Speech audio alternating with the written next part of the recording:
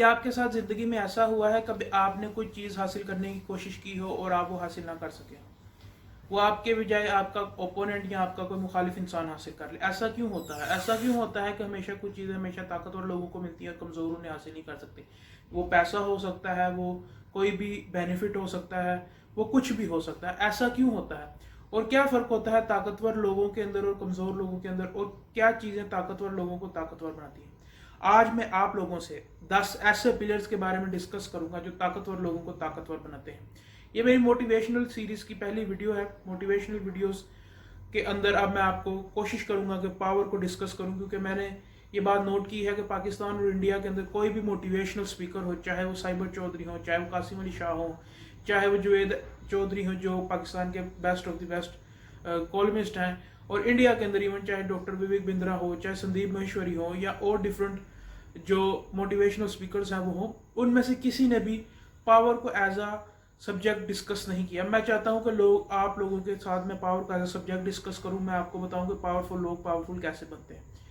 ये मेरी पहली वीडियो है उन 11 वीडियो की सीरीज की जिसके अंदर मैं पावर को डिस्कस करूंगा, और मैं आपको 10 पिलर्स ऑफ पावर बताऊंगा, और मैं आपको ये बताऊंगा कि पावर के जो 10 पिलर्स होते हैं, पावर के जो 10 स्तून होते हैं, पावर के जो 10 स्तंभ होते हैं, वो कौन कौन से होते हैं, और वो 10 स्तंभों की मदद से लोग कैसे ताकतवर बनते हैं। पहली वीडियो के अंदर मैं आपको सिर्फ एक ब्रीफ इंट्रोडक्शन दूंगा उन 10 स्तंभों के बारे में, उन 10 स्तूनों के बारे में, उन 10 पिलर्स के बारे में, और उसके बाद मैं आपको एक्सप्लेन करूंगा सब कुछ इन डिटेल। हर वीडियो के अंदर इंडिविजुअली एक एक पिलर को, एक एक स्तंभ को, एक एक स्तून को डिस्कस किया जाएगा। शुरू करने से पहले मैं आप लोगों से रिक्वेस्ट करूंगा कि अगर अभी तक आपने मेरे चैनल को सब्सक्राइब नहीं किया तो आप यूट्यूब पर जाकर मेरे चैनल को सब्सक्राइब करें, फेसबुक पर मेरे पेज को लाइक करें, और अगर आपका कोई क्वेश्चन है, कोई क्यूरी है, तो आप इंस्टाग्राम पर मुझे फॉलो करें और मुझे वहां पर आप क्वेश्चन भी सेंड कर सकते हैं। पावर, जब हम इस लफ्ज़ की बात करते हैं पावर की, तो पावर से क्या मुराद ली जाती है? पावर से मुराद ली जाती है कि जो आप करना चाहते हैं वो आप कर सकें। आप अपनी विल को, आप अपनी मर्जी को, आप अपनी इच्छा को दूसरे के ऊपर इम्पोज कर सके, दूसरे के ऊपर हावी कर सके, दूसरे के ऊपर नाफिज कर सके, चाहे वो काम कोई करना चाहता हो या वो काम ना करना चाहता हो। हम ऐसा कैसे कर सकते हैं? हम कैसे अपनी मर्जी को दूसरे लोगों के ऊपर इम्पोज कर सकते हैं? आज इसी वीडियो के अंदर मैं आपको 10 पिलर्स के बारे में डिस्कस करूंगा। सबसे पहला पिलर है मनी, पैसा, दौलत।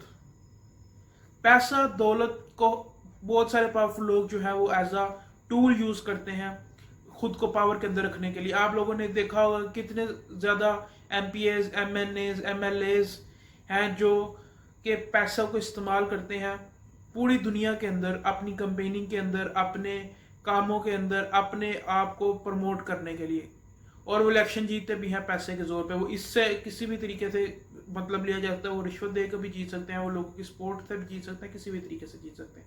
पैसा एक बहुत आम चीज़ है। अगर आप ताकतवर बनना चाहते हैं तो आपको चाहिए कि आप पैसे इकट्ठे करें, आप अमीर बने, आपको दौलत इकट्ठी करनी चाहिए। इसके ऊपर भी मैं आगे आने वाले दिनों के अंदर वीडियोस बनाऊंगा कि हम कैसे अपने आप को फाइनेंशियली मैनेज कर सकते हैं, अपने फाइनेंशियल मैटर्स को। इसके अलावा अगर आपने देखा हो कि बहुत सारी दुनिया के अंदर ममालिक हैं, बहुत सारी दुनिया के अंदर देश हैं, बहुत सारी दुनिया के अंदर ऐसे कंट्रीज हैं जो कि पैसे से हथियार खरीदते हैं और पैसे के जरिए अपनी इकोनॉमी को, अपने लोगों को एक खुशहाल जिंदगी, एक अच्छा जीवन देते हैं, और ये सब कुछ पैसे के तरीके पे। आपने कई बार देखा होगा कि ऐसे बहुत से लोग होते हैं जिन्होंने कोई क्राइम किया होता है, जिन्होंने कोई जुर्म किया होता है, और वो उस जुर्म से या उस क्राइम से बच जाते हैं क्योंकि वो अच्छे वकील को हायर कर सकते हैं। लेकिन जिस आदमी के पास पैसे नहीं होते और वो अच्छे वकील को हायर नहीं कर सकता, वो जेल के अंदर सारी जिंदगी सड़ता रहता है, वो जेल के अंदर सारी जिंदगी रहता है। इसलिए पैसा जो है वो हमारी जिंदगी के अंदर हमें पावर के सिस्टम के अंदर, पावर के कॉरिडोर के अंदर रखने के लिए बहुत ज्यादा जरूरी है। नेक्स्ट, सेकंड पिलर जो कि पावर का हुआ है अथॉरिटी या फोर्स। अथॉरिटी ही बुनियादी तौर पे हम कहेंगे।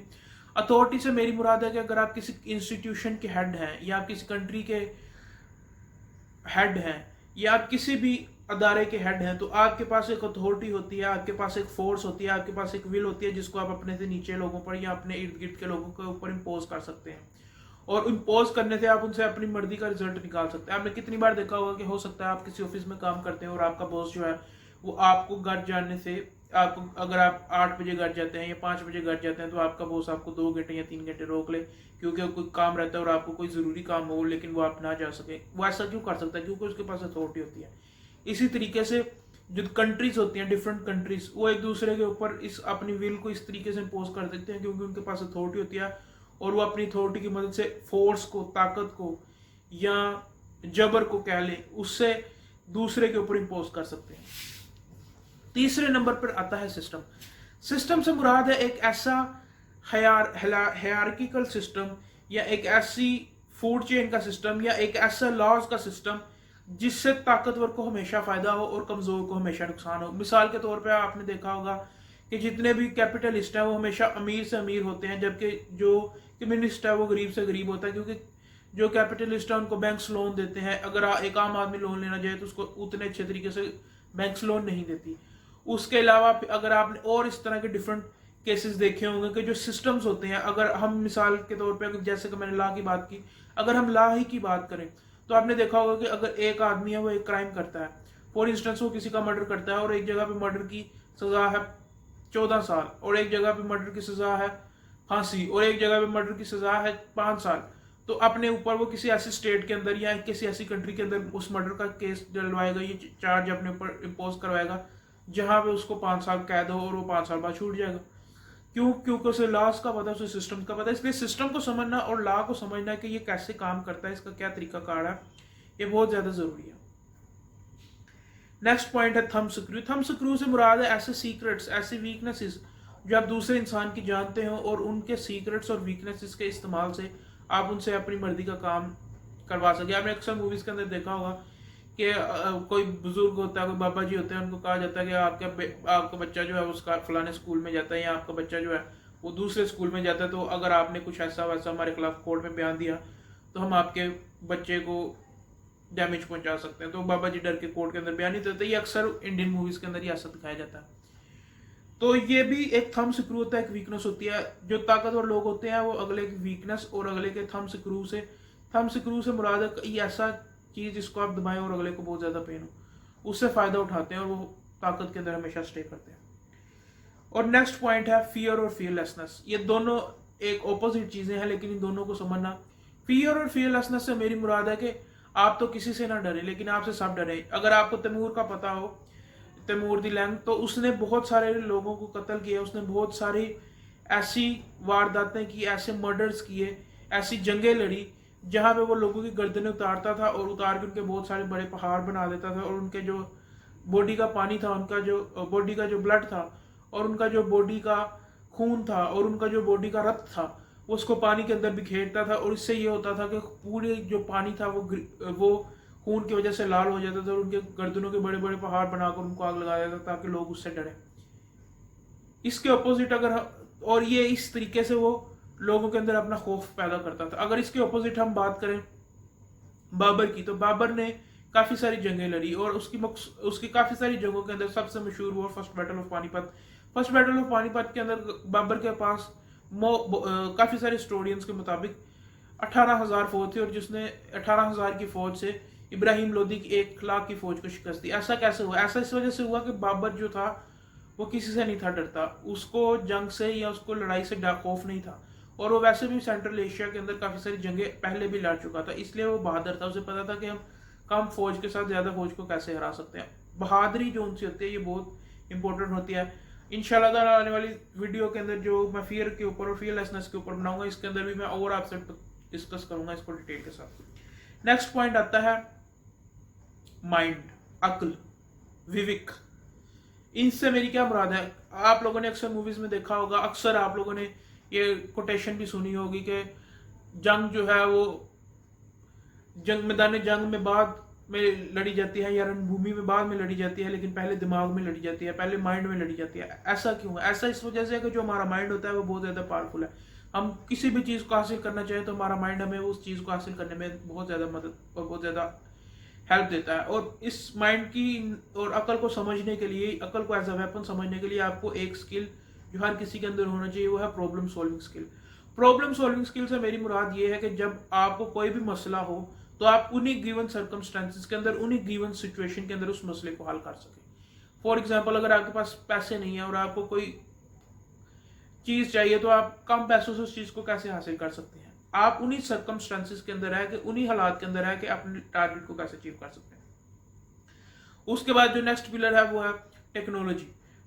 जदीद टेक्नोलॉजी जो है वो हमेशा से, जिसके पास ज्यादा जदीद टेक्नोलॉजी होती है वो उसका हमेशा अपर हैंड होता है। अगर हम बात करें सेकेंड वर्ल्ड वॉर की, तो सेकेंड वर्ल्ड वॉर के अंदर हिटलर क्यों जंग हारा? हिटलर इस वजह से जंग हारा कि हिटलर के पास ऐसी टेक्नोलॉजी नहीं थी जो उसको सपोर्ट कर सकते। ऐसी बात नहीं थी कि हिटलर ने नहीं हथियार नहीं बनाए, हिटलर ने काफी कुछ बनाया।